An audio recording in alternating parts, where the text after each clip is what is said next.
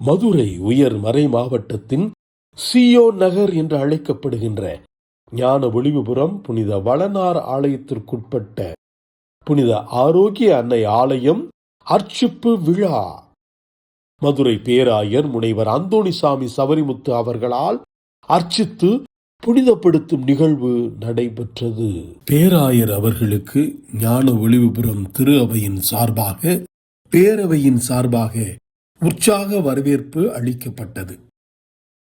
மதுரை உயர் மறை மாவட்டத்தின் குருக்கள், அருட்சகோதரர்கள், அருட்சகோதரிகள், பங்கு மக்கள், மற்ற பங்குகளிலிருந்து வந்திருக்கின்ற மக்கள் அனைவரையும் பங்கு தந்தை ஜோசப் அவர்கள் வரவேற்றார்கள். முதலில் கட்டப்பட்ட குருசடி புனித வளனார் ஆலயத்தின் வெள்ளி விழா நினைவாக கட்டப்பட்டது என்றும், இப்போது கட்டியெடுக்கின்ற சிற்றாலயம் வளனார் ஆலயம் இந்த ஆண்டு கொண்டாடவிருக்கின்ற பொன்விழா நினைவாக கட்டப்பட்டது என்பதையும் குறிப்பிட்டார்கள்.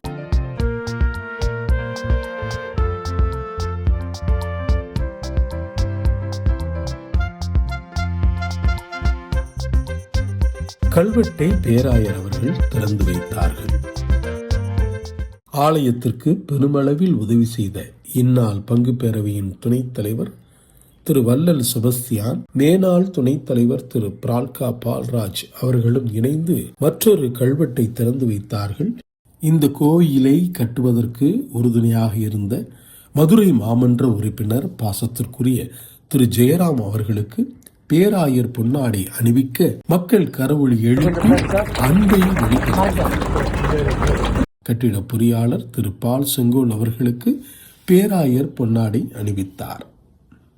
பங்கு பேரவை துணைத் தலைவர் வள்ளல் செபஸ்தியான் அவர்களுக்கும் மேனாள் பங்கு பேரவை துணைத் தலைவர் திரு பிரால்கா பால்ராஜ் அவர்களுக்கும் பேராயர் பொன்னாடை அணிவித்து கௌரவித்தார்கள்.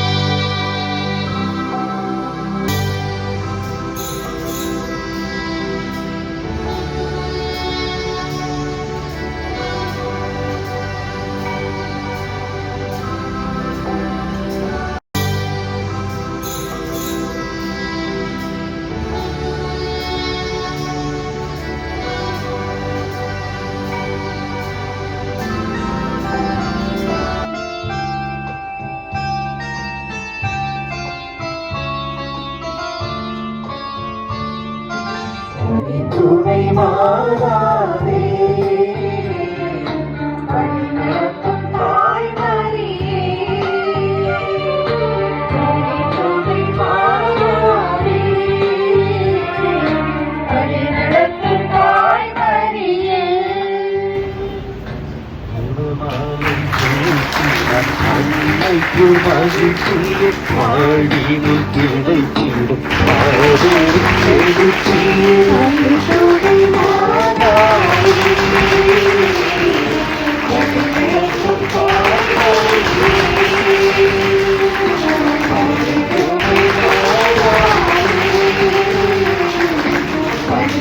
ஒரு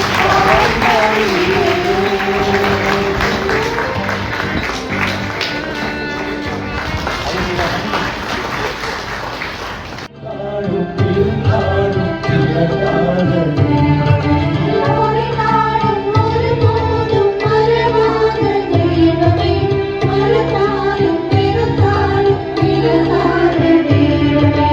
வா தேவா, என்னில் வாழவா, வாழவா, எம் மண்ணை ஆளவா. வா தேவா, என்னில் வாழவா.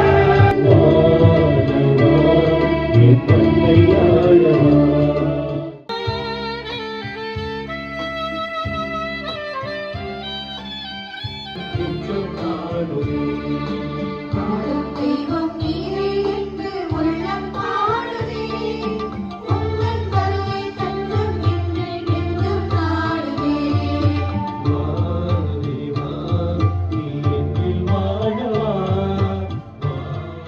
பங்குத்தந்தை ஜோசப் அவர்களுக்கு பங்கு பேரவையினர் பொன்னாடை அணிவித்து மகிழ்ச்சியை தெரிவித்தனர். நிறைவாக பேராயர் அவர்களின் இறை ஆசீரை பெற்று வழித்துணை அன்னையின் அருளோடு தங்கள் இல்லம் சென்றனர்.